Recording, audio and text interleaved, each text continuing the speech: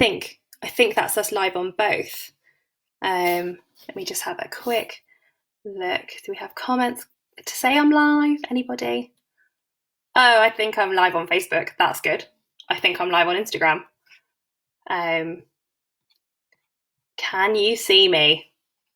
That is the question. Cool. Hello. Hi. I'm going to get started on the assumption that there are people there and that they can see me. Oh, hey, thanks for the thumbs up. People can see me on Instagram. That is good news.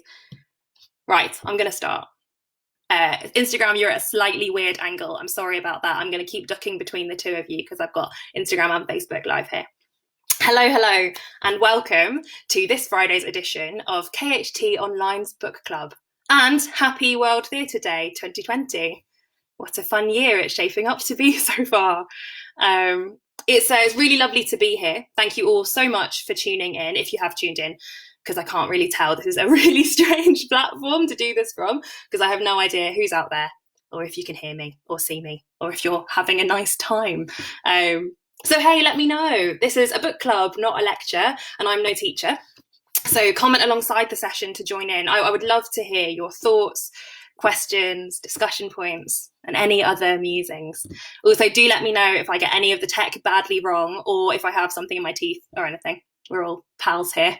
I'm going to spend a few minutes introducing myself before we get into the good stuff, partly to give people time to join in and catch up. So, hi, I'm Layla Nashef, and I am the Executive Assistant at the King's Head Theatre. Because I'm going to spend a few minutes chatting. Thank you, Michelle says there's nothing in my teeth. That's very good to know. I'm going to chat about myself for a minute or two. Now is the time to get a cup of tea if you want one before we get started on the hardcore literature. I'm the Executive Assistant at the King's Head Theatre, and that means that I spend a great deal of time managing diaries and practical stuff like that to support our wonderful Artistic Director, Adam Spreadbury-Marr, and Executive Director, Fiona English. And if you've been watching this series so far, you might have met them both already in Adam's Q&A, Fiona's brilliant book club last week, or Fiona's Ask Me Anything on Wednesday. And if not, do feel free to go back and watch those and the other episodes of KHT Online, which offer just really interesting insights into all sorts of aspects of our work and the industry. Right, so a very quick overview of my career. I've always had twin loves that I used to feel that I needed to choose between theatre and literature. I love to read and I love to watch and make and be in theatre. So I went to Newcastle University to study English Lit, and then I did an MA at the Royal Central School of Speech and Drama to train as an actor. 1 second, sorry. Yes. And then after that, I worked as an actor for a few years, and during that time, like a lot of people, I found myself very frustrated by the roles I was asked to read for and the stories that I was part of telling. So I started writing too, and I've called myself a playwright, theatre maker, actor, variation of the above for about 3 years. I came to work for the King's Head almost exactly 6 months ago, and here we are. But enough about me. We're here to talk about Carol Churchill and her seminal work, Top Girls. I don't know about you guys, but I just had the most brilliant time rereading the play for this session. I think it asks some really fascinating questions about what society is and what it should be that are absolutely relevant to today, 38 years after its first performance. It's one of the best known plays in the modern British canon, to the extent, in fact, that if anyone else has ever auditioned for drama school, it's often one of the only pieces of advice you're given about choosing a speech. Don't do Hamlet and don't do Top Girls. Presumably because every audition panel has seen it so very much. And Churchill is considered to be one of the titans of British playwriting. Some people call her the greatest living playwright, which actually makes her quite scary to talk about online, because what if she sees it and she thinks I'm an idiot? It's a risk we'll have to take. I think it's actually really fitting that this session is following on from Fiona's beautiful discussion of Hedda Gabler last week, because I didn't quite clock it, but there's a pretty natural progression in theme there. In Hedda Gabler, for anyone who doesn't know the play, Henrik Ibsen, the playwright, he demonstrates the suffocating lack of choice and agency faced by women in 19th century Scandinavia. Top Girls was first performed nearly 100 years later in 1982, towards the end of what's known as the second wave of feminism, and things were drastically different for women than in Ibsen's time. The first female Prime Minister, Margaret Thatcher, was 3 years into her time in office when Top Girls had its first outing. And yet, the play exposes a reality for women in Britain that is a little less optimistic. Where Ibsen railed against lack of choice for his female characters, Churchill examines hers and asks us whether their choices are choices at all. If the choice between a rock and a hard place is really all that different to Hedda's options 100 years before. The play, for me anyway, questions and interrogates what success really means, what sacrifices have to be made to find it, and whether it looks anything like you thought it would when you get there. In 80s Britain, which was often termed Thatcher's Britain for her enormous and controversial influence on our culture, British people were encouraged to focus on their individual concerns and well-being, stepping further from socialism and into individualism and hardline capitalism. And we can hear the echoes of those changes 4 decades down the line. Thatcher was famous for her statement, "There is no such thing as society." And I am tempted to do the voice, but I'm no Queen of Soho, so I'm going to hold off. It is a really interesting concept, particularly in the context of the current crisis. What do we owe to our neighbours, to the people around us, to the most vulnerable in society? What do we owe to ourselves? And how do we get it? So I'm going to do a quick synopsis, an overview of the kind of content of the play. And then it would be really great if we could go into some questions once we've done all of that. So do keep thinking as you go along about what you'd like to know and talk about with this play. I'd love to hear your thoughts. So I can't necessarily see the comments straight away, so I might need to check. I'm sorry if it takes me a minute to get back to you. Oh, Heather said she's got her husband making a cuppa because it is an important part of her week. That's lovely, Heather. I'm really glad. I hope you enjoy this one. Fab. Okay, so Carol Churchill's Top Girls, it centres around one woman achieving success and the choices that she has to make to reach it, or that she has made along the line. I'm hoping that most people watching will have been able to have a read this week, but please don't worry if not, because I'm going to do a really quick recap now. The play opens with Marlene, our heroine, celebrating her promotion at the Top Girls, roll credits, recruitment agency by hosting a dinner party with 5 other women in a swanky London restaurant. I think we all know the kind. The surprise is that these are women from across history and across geography too. From 13th century Japan to 9th century Rome, from 19th century Scotland to figures outside of time, from Flemish and Italian medieval folklore. The women eat and drink and get drunk and discuss their lives and loves and losses and everything in between in a long and busy scene. And I think I'm going to take a quick tangent here, because I think that Churchill's form in this scene, which is the opening of the play, is a really fascinating kind of exercise in style and writing of dialogue. The characters bicker and interrupt and overlap one another. They have side conversations and make asides to the waitress who ducks in and out. They go off on long, emotional remembrances, sometimes without anybody else at the party ever really seeming to notice. I'm really fascinated by the way in which Churchill uses punctuation to mark and choreograph these speeches. I think the scene reads almost like a piece of music or a dance. You can find it, by the way, if anybody hasn't been able to access the text, Top Girls is available to read for free on Drama Online, which is just the most amazing resource for reading all kinds of plays throughout the kind of canon. So do have a look, and if your interest is piqued by this video, then really take a look at the way in which she writes that. I think it's a masterclass in dialogue for anyone who's interested in playwriting today. And I think that style is echoed in lots of other scenes that we've seen since.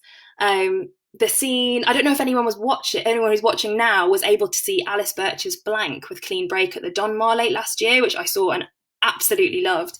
But I definitely thought really hard about this scene in Top Girls while watching the dinner party scene in that, where overlapping voices and ideas and concerns and priorities kind of build to a crescendo that ends up you sort of feel like you need to scream and get them to be quiet. And actually one character I think pretty much does at the end of that scene.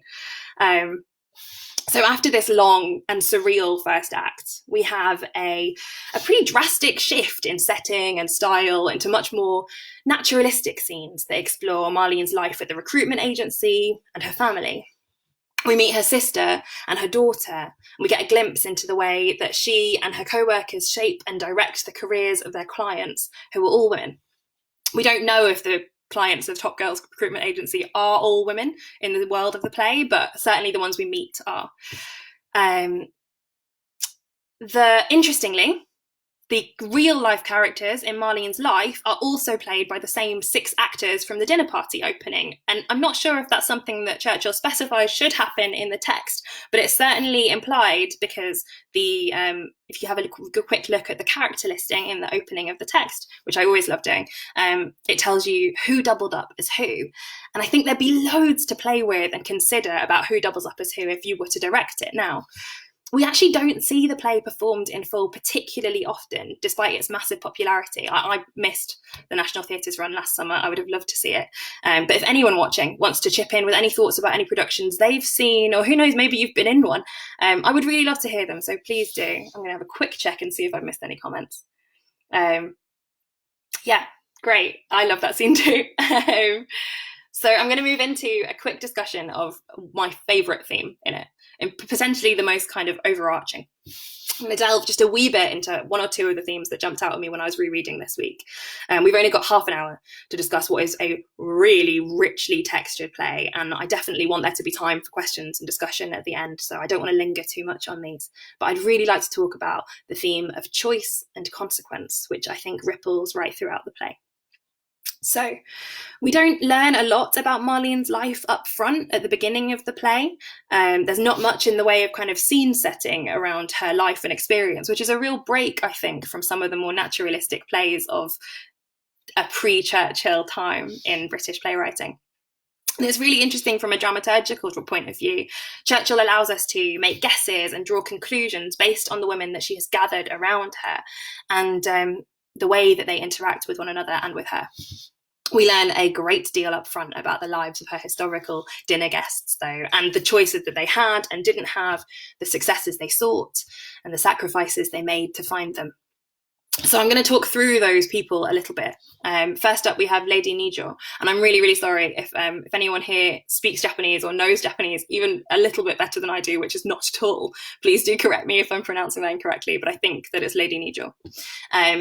She is a courtesan in 13th century Japan, raised from birth to be a courtesan. And she speaks passionately throughout the play about romance and status, the importance of being allowed to wear raw silks, which I believe must have been a symbol of real power, authority, respect. She describes triple-tiered dresses and gowns with just like adoration. And the other women sort of almost, there's a little touch of scorn in the way that Marlene speaks to her as a result of that, maybe the fact that she's so fixated on romance, on clothing, on what might be considered the kind of traditional trappings of femininity. But she endures humiliations, beatings, sexual violence from a very, very young age in pursuit of these things, or rather maybe she doesn't, because it's not like she had a choice in what she was pursuing. She describes herself as the emperor's belonging, as one of his possessions. And when she falls out of favour, she becomes a holy woman. She chooses to wander the land for 20 years rather than to enter a convent. And this is one of the only choices she's ever given. And it's after her father's death and after the emperor, her master, has shunned her. She worries to the group of women at the dinner party that by becoming a wandering nun rather than joining a convent, she might not have fulfilled her father's wishes. And she wants us to know that she really meant to, and that was every bit her intention, which I think is a really interesting way of expressing that choice.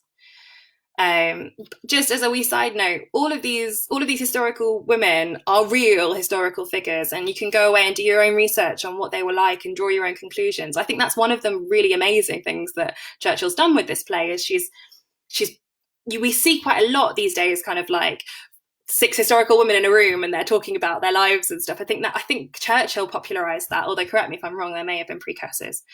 But I think she does this amazing job of collecting women from history who aren't known particularly well, despite their extraordinary lives. We hear a lot of talk in recent years about the hidden women of history. It's so lovely to see them not just shared with the world, but shared with the world with with depth and with complexity, that we are able to see them not just as like, oh yes, the heroic, like Pope Joan, or the noble Lady Nijo. We see them in all their, in an interpretation of what all of their complexity and confusion might have been, the choices they had to make, the choices they didn't get to make, and the priorities that they brought into the world, and the ways in which they might view one another. I think the complexity of that and the shining a light on those women is one of my favourite things about this play. Anyway, moving on to Pope Joan. Pope Joan is one of my favourite characters in this whole play. Throughout her life, her kind of idea of success, the thing that she's transfixed by, appears to be the pursuit of knowledge. And she follows this drive to disguise herself as a man, living as a man, and eventually she becomes Pope. So she must have been pretty smart. It's a true story, and it's one that lots of people actually don't know, but it ends really horribly. Joan falls for one of her chamberlains. She embarks on an affair with him. She becomes pregnant, but terrified and uncertain of how pregnancy even works, as women in the time learned about how bodies worked from other women, and surrounded by men as she was, I imagine there wasn't that much talking about what different trimesters felt like. She hides it, and eventually she gives birth in the street during a papal procession. The other women in the dinner party scene fall about laughing as she tells this story, and I was laughing too, even yesterday, even knowing the ending. But the laughter is pretty short-lived, because when Joan is discovered, when she gives birth in the street, she's dragged minutes later from the city, and she's stoned to death. And she's not the only one who has a really terrible time. We hear the harrowing story of patient Griselda, who is the last to arrive at the party. She's plucked from the fields as a peasant woman and married to a nobleman, who then tests her affections and tests her loyalty and obedience by taking her children from her and killing them as infants, and then sending her home to her father in rags years later, and faking a wedding with a beautiful young woman that she has to attend to organise, because she's the only one who knows how he likes things done. Griselda is rewarded for her obedience with the surprise that the beautiful young woman is her daughter, stolen as a baby and raised without her, and she's reunited with both her children, a daughter and a son, and her husband. And that's the happy ending. Like, that's her reward, that she gets her children back who grew up without her, and she's grieved them already, but she gets to build a family out of the wreckage of her life. So it's a pretty harrowing story. She insists throughout that her story is a happy one, that she chose to be obedient to her lord, or that she didn't need to because it was the obvious thing, and that giving away her children was easy because it was what she had to do, because it was what he wanted her to do, and he was her master and his word was law. So what do each of these women consider success to be? They aren't the only ones, but I've picked my faves.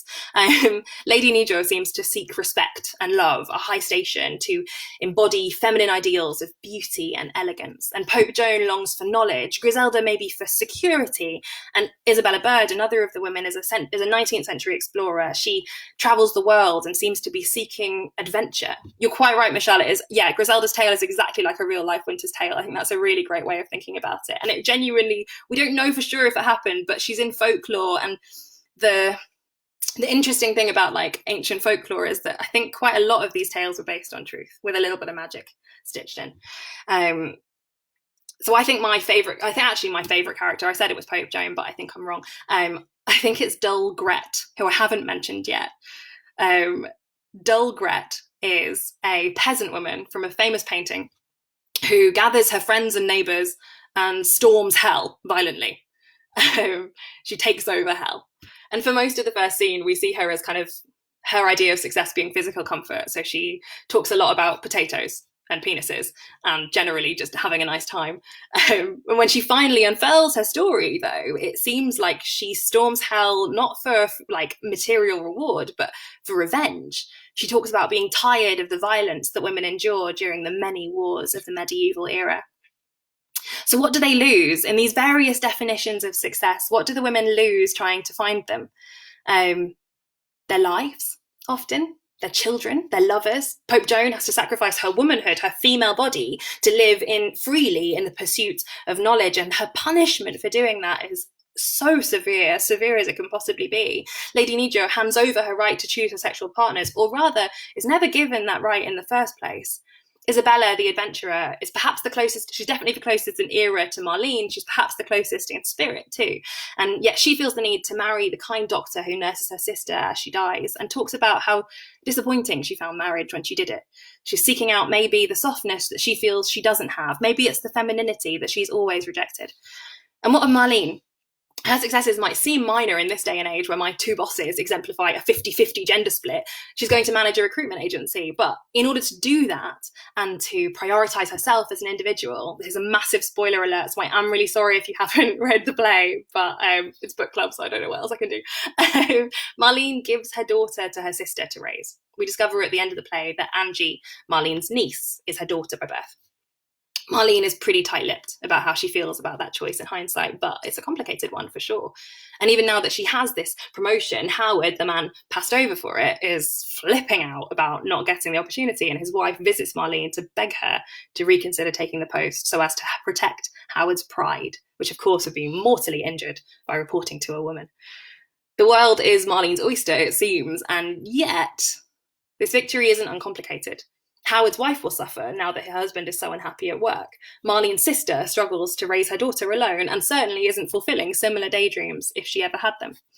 Which leads us to another theme, which I'm going to wrap up pretty quickly because we've not got much time and I really want to get to questions and ideas. This theme is of role models and paths to follow. Why does Marlene choose these women to assemble and tell her good news to? As a role model herself to the women who come to her office asking to work, what can she offer them? How do women throughout generations shape and alter the paths the girls to come will follow? I don't think it's a coincidence that Top Girls is a recruitment agency. I think it's a really interesting choice. Marlene is given the opportunity to direct and shape the futures of other young women. What is success, though, in Carol Churchill's Top Girls, in Thatcher's Britain, in Boris Johnson's? What is success as a woman in 2020? But what is it for any of us, ever? And how much do the vast and drastic changes in our social landscape, exemplified by the last few weeks, affect those enormous questions? How can we be free? There's a really beautiful quote that I think came out of the American civil rights movement, though really embarrassing. I can't remember off the top of my head who said it. So do please jump in the comments if you know, and I'm probably going to misquote it, but whoops. None of us are free while one of us is chained. It's not an idea that Thatcher would agree with, but I think it's one I do. What do Marlene's successes really mean in a world where a few girls make it to the top and many don't? And why should she be held accountable on the flip side for attempting to work her way through a system that's unfair? I think that that's probably all I had to say prepared. So I would love to move the discussion to the comments. If you have questions or things you'd like to talk about, now is the time. I'm going to have a quick look at what Facebook has been saying. Adam says I look on fleek. Thanks, Pat. That's really nice. And Fiona says, I've always heard that Churchill is pretty anti being called a feminist. Any thoughts on why that might be? That is such a fascinating question, and I actually hadn't heard that. So that's really, really interesting. If anyone else has comments around that or why they think that might be, please join in. I'm no oracle on this. I'm just having a chat. I wonder if definitions of feminism have changed really drastically over periods of time. We are currently seeing a wrestling between intersectional feminism and a feminism that is maybe slightly more exclusive and only speaks to the well-being of a certain kind of woman and maybe excludes the needs of women who aren't cisgender women or white women or of a certain class. I wonder if feminism is sometimes a challenging house to be part of, not as broad a church as it needs to be. I definitely consider myself a feminist, and I'd be fascinated to hear why Churchill doesn't. I obviously can't speak for her. But I think what she does, which I think is really great in this play, is rather than offering any answers as to how to deal with the challenges of being a woman, which I think even if she's not a feminist, I think she demonstrates those challenges and obstacles just so beautifully and with such grace and elegance and with such kind of power. I think even if she doesn't want to identify with feminism, I think she asks questions that to me, feel feminist. What does it mean to be a woman, and how do we get around it? I wonder if maybe it feels limiting to be called a feminist as Carol Churchill. Maybe, I don't know. I imagine that a woman who writes with such like extraordinary power about such human ideas maybe feels limited by the idea that she writes for the advancement of women and only for the advancement of women, when I think her fascination is with power and the way in which it operates. But I don't know her. Anyone else have any thoughts on that? I'd love to hear them. Heather Jeffrey, you asked whether there's any spin-off plays or any mileage in creating a play around one of the historical characters. If so, which character? That's such a brilliant question, and I would love to see some spin-off plays on these. I don't think I've seen any. Fiona said that a Pope Joan play would be really brilliant to see, and I completely agree. That would be really brilliant. She's such an extraordinary figure. And then I think Lady Nijo is really fascinating too, and I'd love to see a more in-depth reckoning with Dull Gret and her motivations and her experience as a woman in her era. Heather says, women are half the population, not a sect of the strange thing called feminism. It used to be thrown out as an insult, as though being a feminist was being anti-feminine. That's really interesting. Yeah. Oh, there we go. Michelle has explained that Carol Churchill's point essentially is that feminism now is commercialised and not radical enough an agent for change anymore. That's really fascinating. I didn't know that. And I think that brings up a really interesting question about like what makes a movement and what characterizes it, and whether you want to be part of a movement just because you believe in fundamental ideas about equality, which I think most of us watching would agree that women and men should be equal. But if the movement itself grows into something else, is that something you want to be part of? I think it's a really fascinating kind of history. Oh no, Michelle says that's not Churchill. Okay, well, it's a cool point anyway. I think it's a really fascinating kind of pattern in history. We see how groups for, it's Jess Crispin's point, but who knows, maybe Churchill also espouses that. Groups who are advocating for the advancement of various social groups and pointing out discrepancies in society are often splintered into different factions, and that division between them can often cause all kinds of violence and struggles. Even the suffragettes and the suffragists, whether we should be using violent or non-violent tactics to be advancing the women to get the vote. And it's interesting, I think we look back on those situations with a kind of an oversimplifying lens, maybe. Maybe we need to be a little gentler with women calling themselves feminists or not calling themselves feminists, and understand that the broad church of wanting people to be well and comfortable and happy is one that belongs to all of us and doesn't necessarily need all the names that it has. I don't know. Maybe that's not a very useful answer, I'm sorry. And I've only really covered one or two questions. Does anyone else have any thoughts or ideas? Would anyone else like to see a spin-off play on a certain character? What would that look like? I'd love to hear. I'm going to have a quick scroll to see if I've missed anything on Instagram. We look. Nope, I'm seeing lots and lots of waves. Any more questions, please do let me know, or any thoughts. It's such a fascinating play. It's such a wonderful collection of ideas. Yeah, I'd love to hear them. Oh no, Instagram's paused due to poor connection. I think we're back. All right. Yeah. Shadi says she hadn't made that connection with the dinner scene in Blank before, and it's so interesting. Yeah, I think there's an awful lot of. I think we can see Churchill's influence in lots and lots of modern playwrights, and I'd love to hear more about those if anyone has any ideas about how that's worked too. Monica says, why do you think women's issues are always centered around children? What an insightful question. Yeah, really tricky, that, isn't it? Women are traditionally the child bearers, the child raisers, nurturing and kind. And so I guess the difficult thing is that there's always there's an implied choice, and no matter what you do, whether you choose to engage with that nurturing kind of persona or not. If you choose to not raise children, that has its own implications. And we see that, I think, for sure in 2020 as much as in 1982, and long before it. I find it really frustrating that women's issues are always centered around children. And I also find it frustrating that women's issues are often I think that women are often infantilized and lumped in with children in a really interesting way that I think is difficult to reckon with. Yeah. there's a really interesting idea around like, I think it's Catherine Ryan, I think, says something around like, before you worry about how people think about you, think about how they think about a man doing what you do, and then judge yourself on that. Claudia says that she hasn't read the play. There is nothing embarrassing about that. She says she's embarrassingly not read the play. That's fine. We can't all read everything. But she was just curious to know about the relationships between the women at the dinner. Is there a general level of support between the women and their hardships? It's too often that we see women competing against each other in spaces like these. Yeah, what a brilliant observation. I think that we often do see them